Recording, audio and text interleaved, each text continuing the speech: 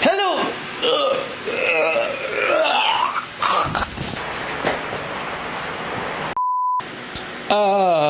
Hello guys, what is up? Welcome back to our channel. And it's me, the alternate version of your bearded bro, QuickSilver 15, doing this video for now. Replacing him in this universe for now. Because, you know, if I replace him too long, bad things will happen.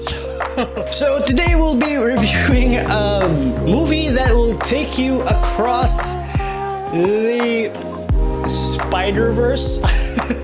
And of course, well, with that joke pun, you know that it is Spider-Man? Spider-Man?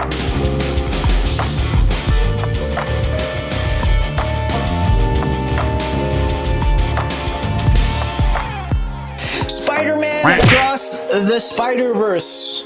And actually, I think the more accurate title would be Spider People, largely because a lot or almost half the film is actually dedicated to Gwen Stacy, or Spider-Gwen, or Ghost Spider.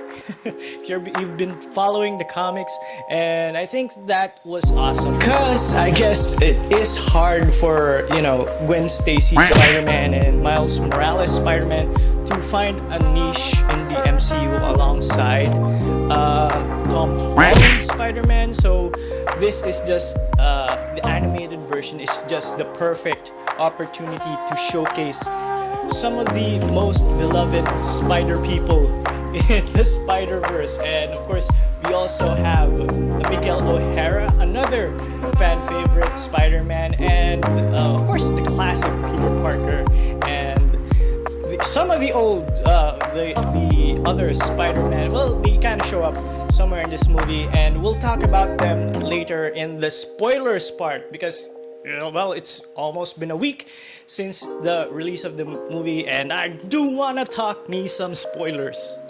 So let's go over some of my favorite characters in this movie, and of course, starting off with Spider-Gwen. She's just awesome. Again, a lot of the movie, specifically the first half, I don't know how long that intro was, but it was awesome, and it's dedicated to Gwen Stacy, Spider-Gwen, and her sort of backstory and her coming into the Spider-Force, Multiverse Task Force. I don't know what they're called, but yeah, the Multiversal Spider Corps, I think. And yeah, it was such an epic opening sequence, and that was just the beginning of the movie, and it was awesome. And I love the character. I love her growth. A lot of the characters have so much growth in this movie. Of course, we have Miles Morales. He's awesome as well. We're taking his point of view like a few months, or is it? I think just a few months or years after the events of the first movie, because he's grown quite a lot and he is a lot more experienced now, and now he has a bit more of a handle with his powers and how to use them effectively. Next up, we have Peter Parker Spider Dad. And I don't know, I love this version of Peter Parker because honestly, Peter Parker needs some character growth in the comics. They haven't done anything with him substantially. They tried killing him off because he was just... Peter Parker is super boring at this point in time, but here in this movie, in the few scenes that he has appeared, that he has shown just massive amounts of growth. So it's like he's kind of like the father figure to all of the Spider-Man, and I think he should be above Miguel O'Hara in the Spider-Man hierarchy, and I like the idea of him being like the dad figure to all the Spider people, sort of like what they did with Batman in DC, where he is like the father of the Bat family, and I think that's awesome. And I think that would be a great direction with Peter Parker and him being an actual dad now with, you know, his spider baby. And and Spider Baby Girl, and I think that's just a really good job. And again, they did a lot of cool things with the character in just such a short span of time in the few scenes that we see him. So one of the most interesting villains, I'm saying one because I really don't think this person is the villain, and I'm talking about the Spot. And he is like, in the comics, he's such an underrated character, and I love what they did to him here. He starts off like a joke character, and then shit gets real, and we'll talk about that later. But yeah, he gets a massive power boost, and they even joke about him in the beginning where he's like just the flavor of the month villain, or he's nothing to be taken seriously. And yeah, he is that in the comics, so I think that's both a nod to the comics as well. And he's just a silly character, but what they did to him here is just massive power boost, and he is awesome. And I do believe that he is essentially the glue that connects everything in this just epic, chaotic movie. I think that's really cool, and I love to see that big finale happen. Hopefully we get it soon, man, because this movie was just mind-blowingly awesome. Last but not least, we'll talk more about the other cameo characters, but Miguel O'Hara, I think in this movie he is actually the main villain, quote-unquote villain, at least to Miles's point of view, because he's just directly opposing our main character, Miles Morales. Although I think he's more of an anti-hero. So Miguel O'Hara, they gave the character such a huge revamp. They added a lot to his backstory. None of that actually happened. All of that is quite original to this movie, where he has this tragic past that's made even more tragic by his desire to just be happy, and that sort of influences his actions, and you kind of see his point of view, but then again,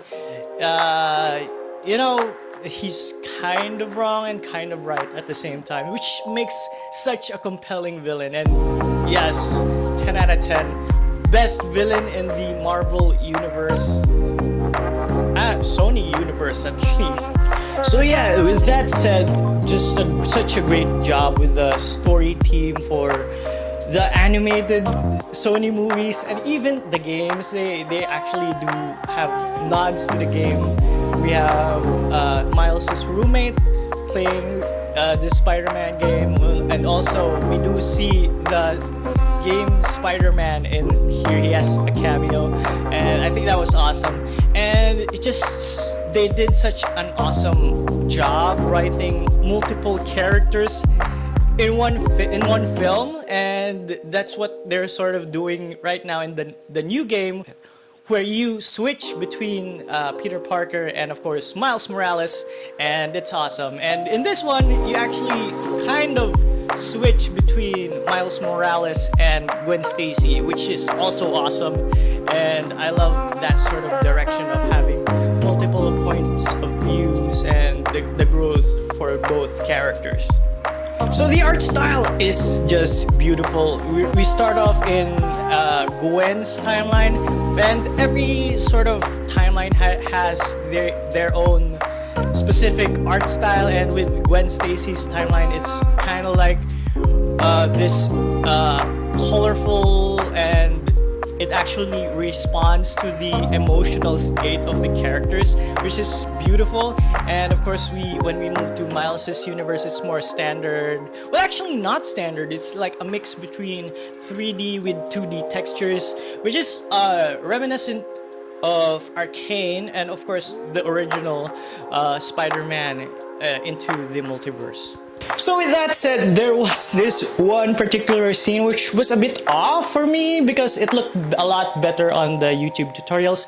Maybe it's different because we did watch it in IMAX, which I think is definitely worth it. So the IMAX isn't like in 3D, but the extra wide screen, the extra wide screen actually gives you just a full view of this sort of masterful art piece, I would like to say, because it's just so beautiful. And the extra wide screen again is just, you know, it lets you appreciate that in your full peripheral view, and I think it's worth watching in IMAX even without the 3D. But again, moving back into this one scene where I think some of the characters were not properly textured because they looked like, you know, the standard 3D texture with just that looks plasticky. But it was just this one scene where it's in the trailer where Miguel O'Hara is chasing Peter Parker and he's hiding behind this one Spider-Man, and you know, it starts off the whole point sequence, but it's just that, and then after that it's just, and before that it's just awesomeness, explosive, colorful epicness exploding in your face. So sadly, this movie is split into two parts, but for the first half, before we move to the spoilers, I would give Spider-Man Across the Multiverse, Across the Spider-Verse, a solid 10 out of 10. It is a must-watch.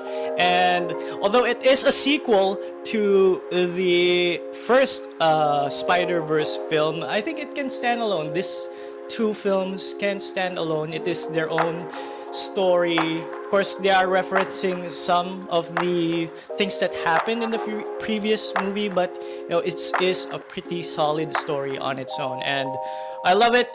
And the only sad part about it is it's just the half of it is not enough.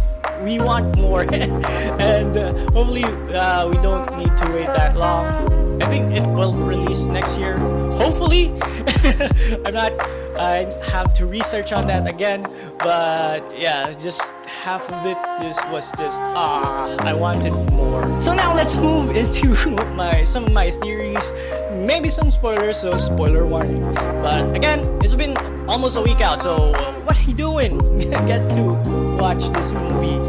Go out, watch it now, and come back. So, there are a lot of cameos in this Spider-Verse film. First off, Spider-Cat, I think is a funny reference to Schrodinger's cat, because, you know, multiverse, cat, spider, all makes sense. Schrodinger's cat, so, or Peter Parker's cat in this case. Next, we also do have Spider Devil Dino. So if you know the T-Rex superhero in Marvel, it is usually Devil Dino. I'm not sure if it is Devil Dino, but yes, a Spider-Man version of a T-Rex, so yes. Next up, we do see Donald Glover. He is one of the, I think the only live-action person in this movie, and it is a reference to Tom Holland's Spider-Man, the second movie, Spider-Man Far From Home, yes. And yes, if you don't know, then there is a scene where he catches Donald Glover trying to steal a car, I think, and he references his nephew in Brooklyn, which is Miles Morales, and he got caught by the Spider team, and yes, he was in the process of being taken home, and it's awesome, and could be foretelling of the future plans of Sony for Spider-Man, specifically Tom Holland. So, you know, his 3-movie thing is up, you know, and I think they'll start a new trilogy. But then after that, I don't know, maybe they kill off Tom Holland as a way of sending him off and then starting a Miles Morales arc. So that could be interesting, and I would love to see a live action Miles Morales. Actually, I would love to see Donald Glover as Miles Morales, but you know, he is now canonically the Prowler, so that said, Miguel O'Hara is just such an interesting villain in this movie, and well, again, anti-hero, because he is sort of just being overprotective with all the Spider-Man. I don't think he's quite sure that a a dimension extinction event happens, but when you save someone, I don't know, because what he didn't really save anyone. He himself moved into the new timeline, so that would cause the whole thing, and maybe that would cause him to realize the error of his ways and turn to good. Well, he is good, but realize the error of his ways in the end. So all this Spider-Man could be united once more. So we'll move away from that a bit, and let's talk about the next villains for the multiversal Spider-Man movies, which I do love. And yes, of course, the obvious answers would be the Morlons. If you don't know who the Morlons are, they are trans-dimensional vampires that eat totems, and well, specifically because Spider-Man is the spider totem across the multiverse, they want to eat his energy to become stronger, and that is awesome.